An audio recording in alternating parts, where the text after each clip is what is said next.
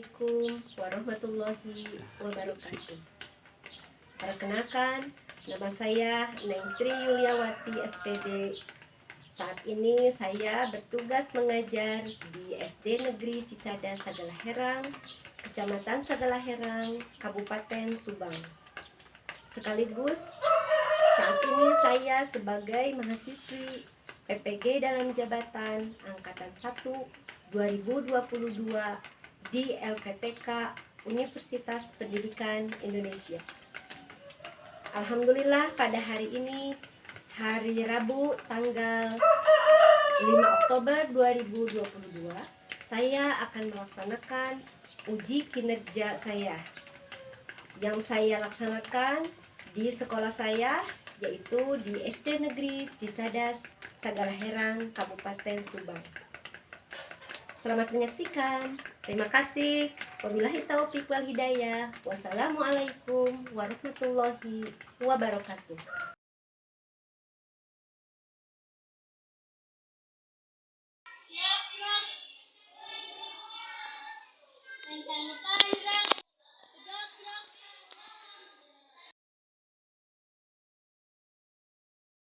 Assalamualaikum warahmatullahi wabarakatuh. Waalaikumsalam warahmatullahi wabarakatuh. Bagaimana kabar kalian hari ini? Baik. Baik, alhamdulillah. Nah, selamat pagi semuanya ya. Sebelum pembelajaran ini kita mulai, Ibu ingin mengabsen dulu ya. Ini udah pada makan semuanya, sarapan dulu dari rumah?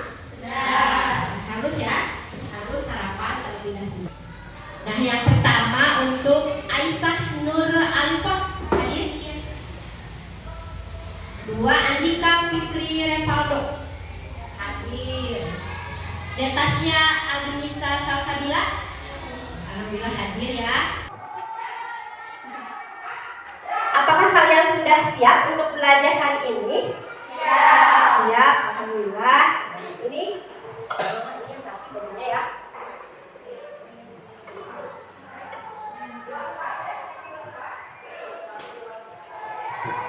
Sudah ya.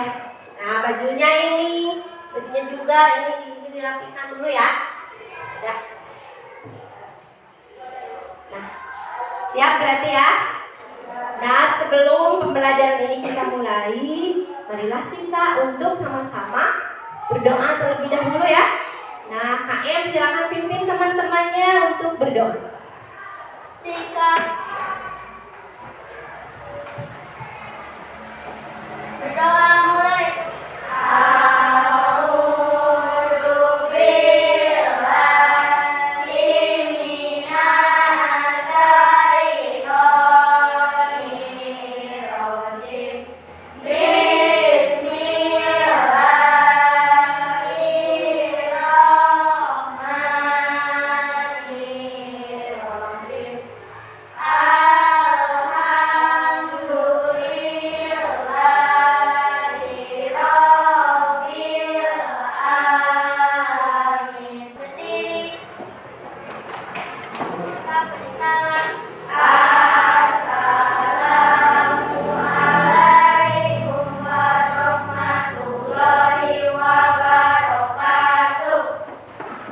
Waalaikumsalam warahmatullahi wabarakatuh. Baik anak-anak, untuk lebih semangat, nah Ibu ingin kita bersama-sama menyanyikan terlebih dahulu lagu wajib nasional Hari Merdeka. Agustus tahun 45, itulah hari kemerdekaan kita. Hari merdeka, nusa dan bangsa, hari lahirnya bangsa Indonesia. Merdeka, sekali merdeka tetap merdeka, selama hayat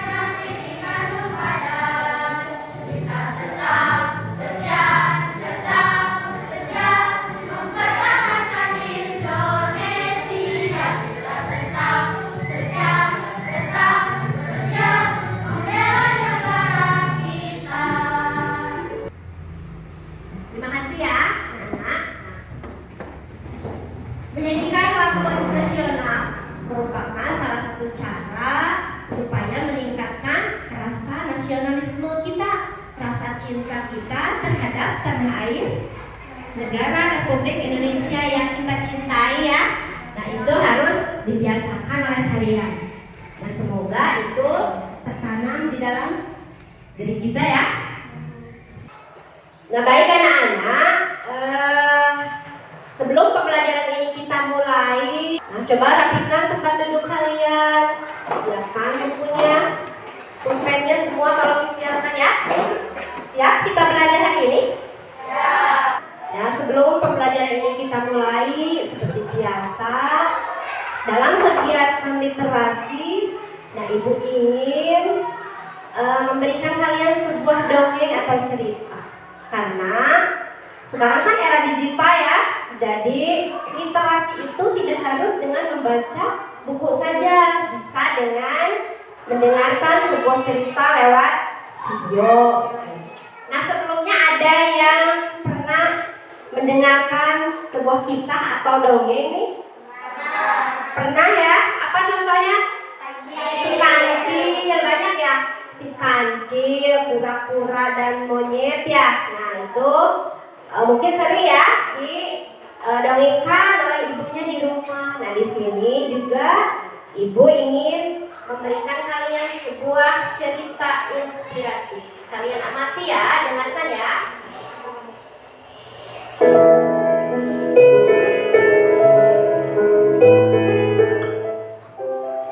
Suatu ketika di depan sebuah rumah terdapat sebuah tong sampah yang terbuka. Gerombolan lalat nampak terbang berpesta di atas tong sampah tersebut. Ada seekor lalat yang melihat pintu rumah terbuka lebar. Si lalat itu langsung menuju sebuah meja makan yang penuh dengan makanan lezat. "Saya bosan dengan sampah-sampah itu," kata si lalat. "Ini saat yang menikmati makanan segar," katanya. Setelah kenyang, si lalat bergegas ingin keluar dan terbang menuju pintu kaca saat dia masuk tadi. Namun, ternyata pintu kaca itu telah tertutup rapat. Si lalat hinggap sesaat di pintu kaca itu, memandangi kawan-kawannya yang melambaikan tangannya, seolah meminta agar dia bergabung kembali dengan mereka. Si lalat pun terbang di sekitar kaca, sesekali melompat dan menerjang kaca itu. Dengan tak kenal menyerah, si lalat mencoba keluar dari pintu kaca. Lalat itu merayap mengelilingi kaca dari atas ke bawah, dari kiri ke kanan, bolak-balik. Demikian terus dan terus berulang-ulang, hingga akhirnya nampak lalat itu terkulai lemas terkapar di lantai. Tak jauh dari tempat itu nampak serombongan semut merah yang sedang mencari makan.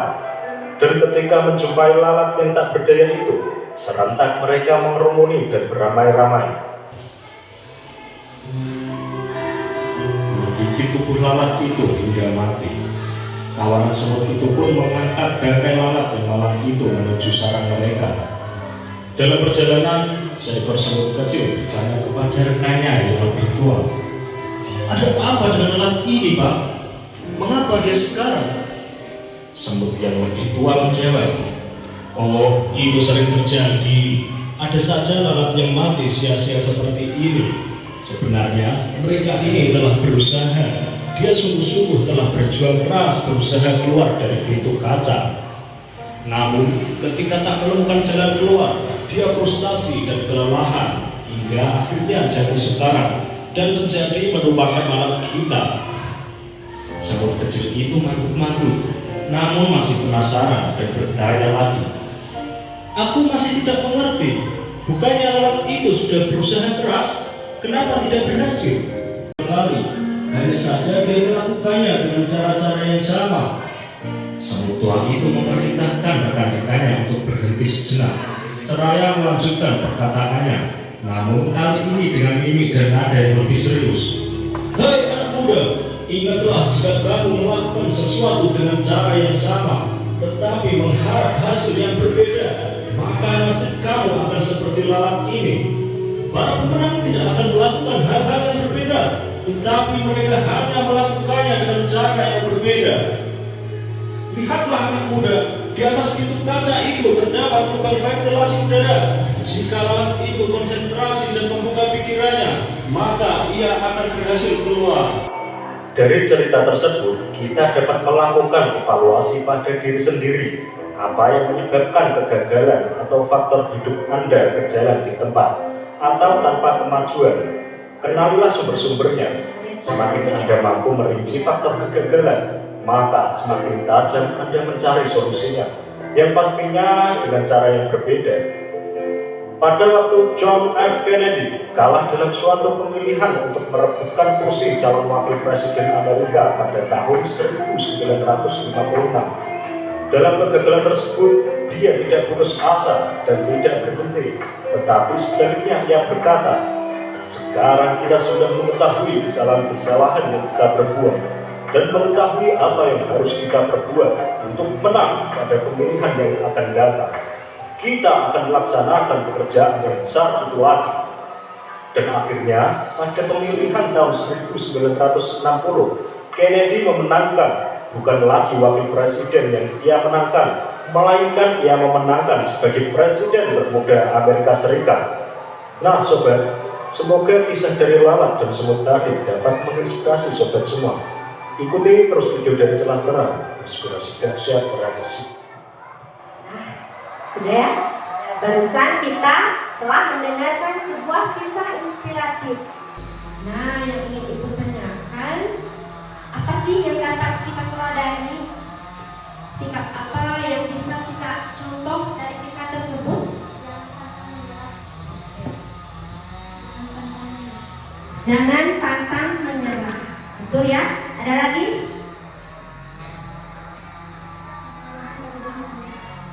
Harus sering mengevaluasi diri sendiri ya. Nah, menilai diri kita sendiri. Ada lagi? Banyak ya yang bisa kita ambil. Yang pertama, kita harus bekerja keras dan tidak boleh menyerah. Banyak cara untuk kita berhasil. Kalau cara yang satu tidak berhasil, cari lagi cara yang lain, gitu ya. Karena manusia diberikan oleh Allah akal dan pikiran. Manusia itu adalah makhluk sempurna, makhluk yang ada kelebihan dari makhluk-makhluk lainnya, gitu ya. Dan semoga kita bisa mengambil hikmah dari kisah tersebut supaya kalian lebih semangat, jangan hanya diam terus. Nah, Ibu ingin kalian melakukan tepuk dan salam PPK. Coba berdiri semuanya yang semangat ya.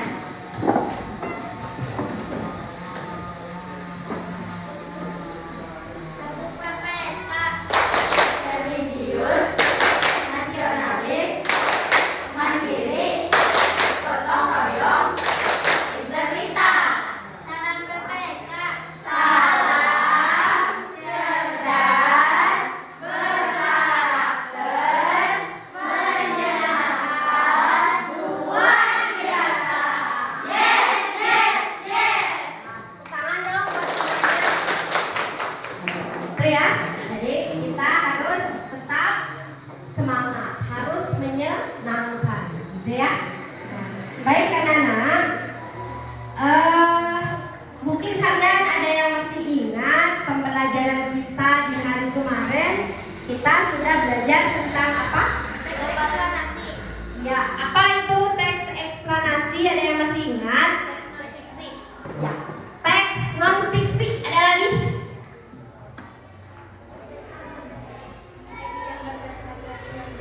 Ya, teks ilmiah, katanya ya.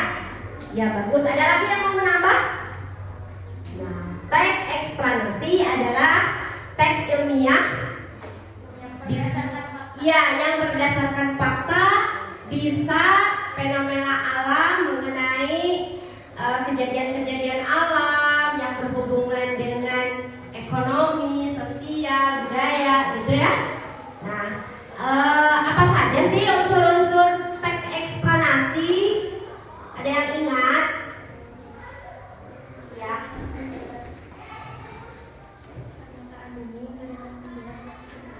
Ya, bagus ya. Nah, unsur-unsur teks eksplanasi itu yang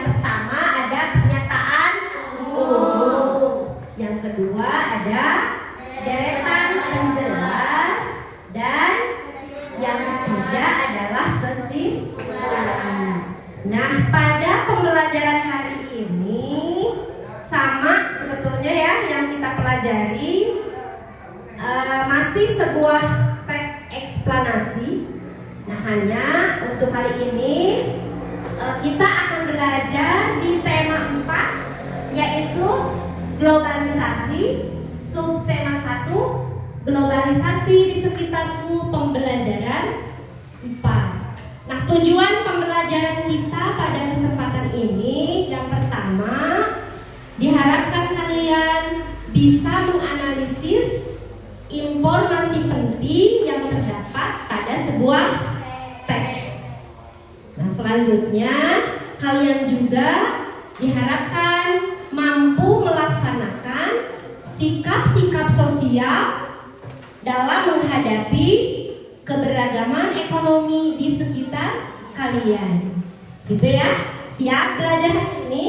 Siap. Oke. Baik anak-anak, sebelum kita mulai pembelajaran ini, Ibu akan menayangkan sebuah video pembelajaran.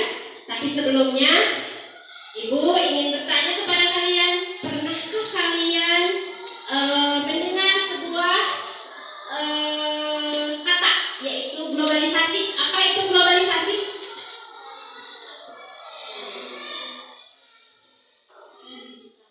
Era digital katanya. Ada lagi? Perubahan yang mendunia. Ada yang mau menambah laki-laki? Apa itu globalisasi? Globalisasi adalah perubahan yang menyeluruh ya, yang mendunia, perubahan besar-besaran. Baik itu dari segi ekonomi, pendidikan, sosial, budaya, dan lain sebagainya ya. Nah, ini semua dikarenakan karena ilmu pengetahuan yang semakin canggih. Coba kalian perhatikan ya video pembelajaran yang akan Ibu tayangkan.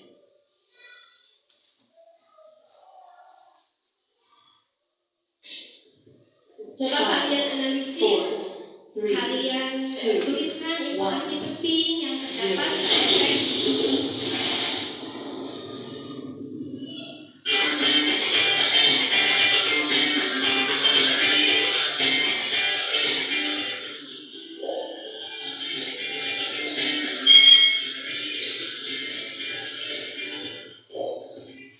Hai, selamat datang di channel YouTube Kak Citra. Halo adik-adik semuanya, apakah kalian siap belajar bersama Kak Citra hari ini? Hari ini kita masih belajar di tema 4, globalisasi, subtema 1, globalisasi di sekitarku, pembelajaran yang keempat. Ayo adik-adik, kita belajar dengan penuh semangat. Globalisasi membuat dunia tanpa batas. Kita bisa berkomunikasi dengan teman-teman kita di tempat yang berbeda. Apakah ada contoh lain dari era globalisasi yang kamu rasakan? Nah, adik-adik, saat ini globalisasi ini membuat kita bisa berkomunikasi dengan orang lain, mau berbeda daerah, berbeda negara pun kita masih bisa berkomunikasi dengan mereka melalui handphone, melalui Facebook, Instagram, bahkan YouTube. Lalu kita bisa melalui email juga bisa adik-adik. Ternyata globalisasi itu mempunyai dampak yang positif juga. Globalisasi sama dengan dunia tanpa batas. Globalisasi, sebuah kata yang sering kita dengar dalam berbagai topik percakapan. Sebuah kata yang sering kita baca di surat kabar atau majalah. Apa arti globalisasi adik-adik?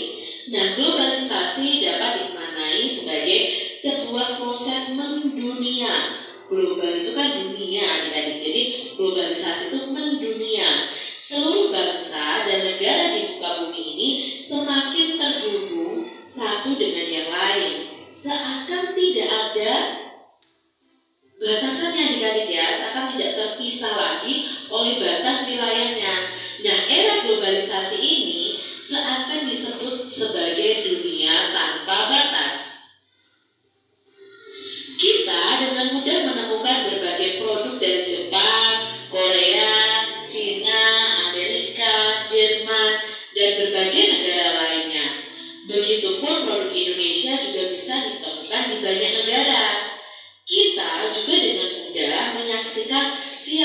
langsung dari berbagai belahan dunia melalui tayangan televisi, YouTube, dan lain sebagainya adik-adik. Itu tadi ya tentang globalisasi. Nah, jadi sekarang kalian ngerti ya apa itu globalisasi?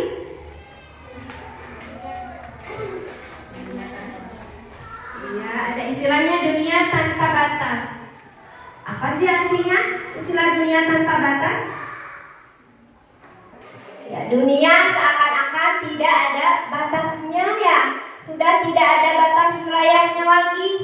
Ya, sebagai contohnya ya di era globalisasi ini, kalau dulu mungkin kita tidak bisa berbicara langsung ya dengan saudara ataupun teman yang ada di luar daerah, bahkan di luar negeri ya. Tapi sekarang bisa. Caranya dengan tadi ya ada yang melalui email ya, ada yang Facebook katanya, apalagi WA, nah banyak ya. Bahkan bukan hanya bicara, kita bisa virtual ya, bisa melihat dengan video call gitu ya, mereka sedang apa gitu. Enak ya sekarang. Kalau zaman dulu bagaimana? Zaman dulu kita ingin mengetahui kabar saudara kita yang ada di jauh di mana misal. Iya, dengan mengirim surat. Nah, lama nggak waktunya? Lama ya? Iya, bisa berhari-hari bahkan berminggu-minggu dan berbulan-bulan. Itu ya. Nah, itu manfaatnya era globalisasi pada saat ini. Selain itu ada contoh lain. Apalagi contoh lain untuk globalisasi ini berubahnya bermacam-macam ya. Ada di faktor pendidikan, faktor budaya, faktor ekonomi, banyak ya. Nah, coba untuk faktor ekonomi, contohnya apa nih? Pinter ya, belanja online, makanya sering nih belanja online ya. Nah, ada lagi? Apa coba?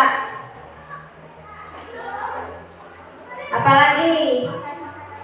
Pesan makanan online Bu, belanja online, pembayarannya juga bisa memakai online dengan banking itu ya. Nah, banyak sekali kemudahan yang kita dapatkan. Ada lagi contoh yang lain. Apa contoh yang lain? Nah, di sini Ibu mempunyai sebuah alat. Tentunya kalian tahu ya, hampir semua mempunyai alat ini. Apa ini namanya? Handphone. Nah, tadi yang disebutkan oleh teman-temannya, dengan handphone kita bisa belanja online, bisa telepon, bisa apalagi? Ya, bisa menghubungi keluarga. Ada lagi apa lagi? Iya, bisa pembayaran virtual katanya, bisa melakukan video call. Nah, ada lagi apa? Bisa belajar katanya secara online melalui bimbingan belajar banyak ya sekarang mah, bisa melalui YouTube, bisa melalui internet ya, Google gitu ya. Yang penting ada kuotanya ya. Kalau tidak ada kuotanya nggak mungkin gitu ya. Dan salah satunya ada aplikasi yang sering kita gunakan. Apa coba? Foto Sherlock ya. Nah, apakah dengan foto Sherlock ada manfaatnya untuk kalian? Ada ya. Caranya bagaimana? Nah, apabila kita ingin mengetahui sesuatu hal, tidak perlu harus membaca buku. Kadang-kadang di zaman sekarang males ya baca buku, jenuh katanya ya. Ibu mana bukunya mahal, saya nggak punya bukunya. Mana nggak sempat karena habis dengan game online tidak lagi karena kita sudah tahu pemanfaatan HP untuk apa aja, gitu ya. Nah, sampai di sini ada yang mau ditanyakan tentang materi yang Ibu sampaikan barusan? Tidak ada? Pinter semua.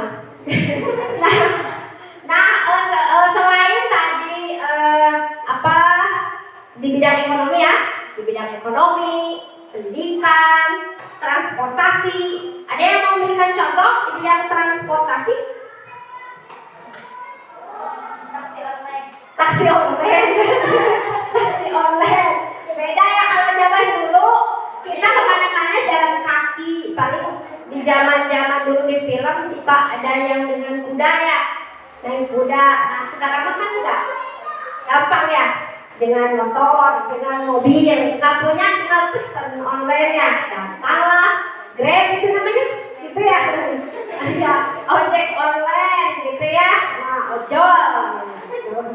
Banyak sekali ya manfaatnya era globalisasi ini untuk kita semua.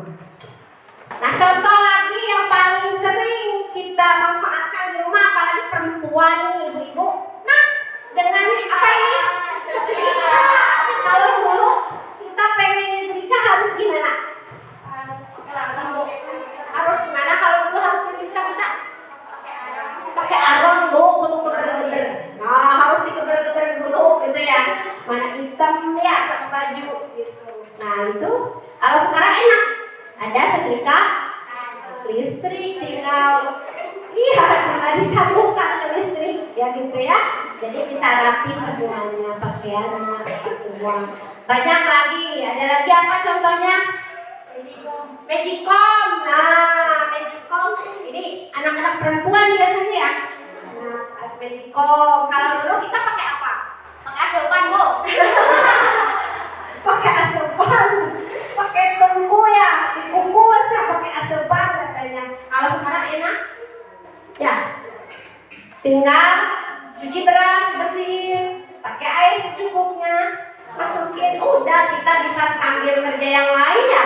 Kalau dulu kita pakai tungku atau memasak nasi di kompor itu ya yang dikukus, bisa ditinggalkan nggak? Enggak, Bu. Gimana kalau gosong? Wah, kebakaran katanya ya.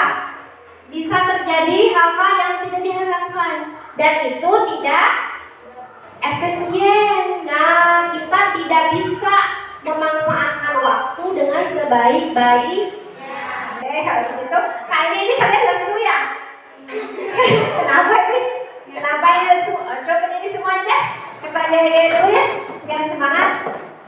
Kan anak-anak Indonesia harus semangat. Tepuk 1, Gregor. Tepuk 2, Gregor. Tepuk 3, Gregor. Mati semua musuh tuh kamu. Ya, semangat ya, kita lanjutkan ya. Baik kan anak.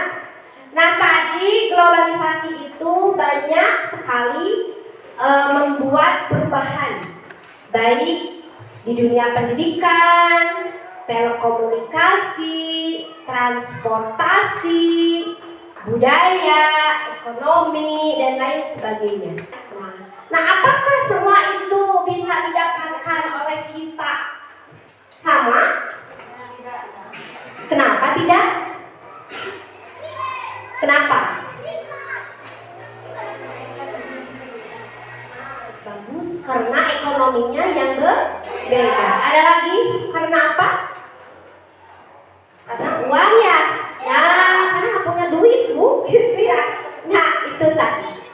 Kenapa kita tidak bisa melakukan sama, setiap orang itu menikmati globalisasi dengan sama? Yaitu tergantung ekonominya atau penghasilannya. Nah, mungkin saja di lingkungan kalian masing-masing ya, mungkin banyak juga bermacam-macam tingkatan ekonomi, tergantung mata pencahariannya ya. Ada mungkin di tetangga kamu atau orang tuamu bekerja sebagai apa?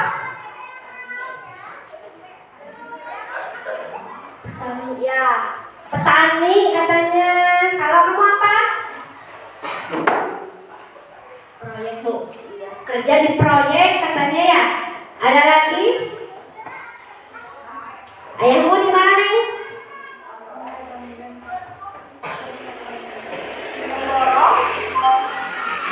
Oh iya bagus ya. Nah itu ada lagi apa mungkin? Ada yang guru, ada yang petani, ada lagi apa? Ada yang di peternakan katanya, ada yang menjadi seorang petani, ada yang menjadi seorang pedagang mungkin ya, ada yang menjadi guru, ada pula yang menjadi seorang dokter, ada artis mungkin ada ya, banyak sekali ya macamnya, dan itu semua membuat penghasilan setiap orang berbeda. Nah, perbedaan itu disebut dengan keberagaman ekonomi. Dari mana kita mengetahui keberagaman ekonomi? Di tetangga, misalnya tetangga kita, yang ini mah ekonominya bagus, itu ya. Yang ini mah sederhana, bisa dari mana kita bisa melihatnya? Dari di tukang sayur katanya ya. Kalau yang tingkat ekonominya bagus, wah suka beli daging. Kalau yang mama, apa yang dibelinya? Kalau yang kaya katanya belinya daging gitu ya. Kalau yang hidup sederhana mah tanpa tahu aja. Kalau kita berada di atas ekonominya mungkin lebih tinggi atau kita kaya, kita tidak boleh sombong, tidak boleh merendahkan orang lain. Oke, baik anak-anak.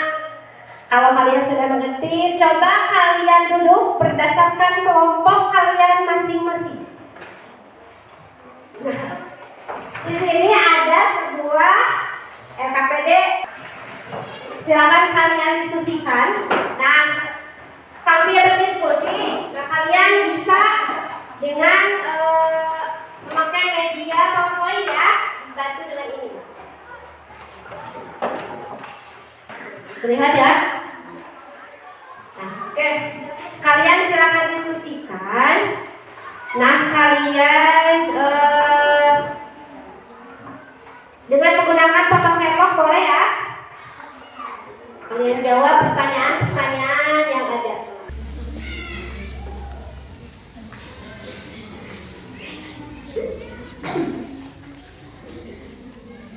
Ini sama ya.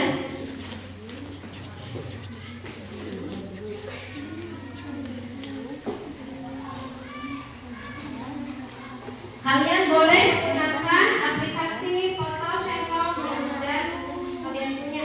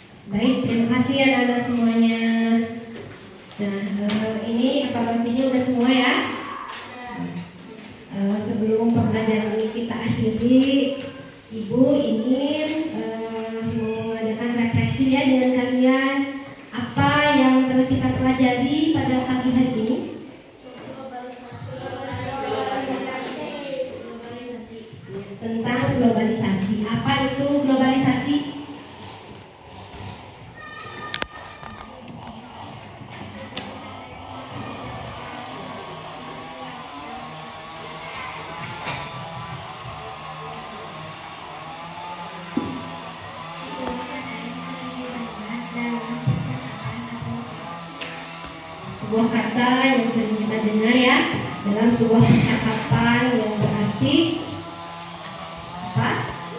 Perubahan secara mendunia ya. Nah itu, terus apa lagi yang kita pelajari di hari ini tentang sikap kita dalam menghadapi keberagaman ekonomi? Apa? Iya.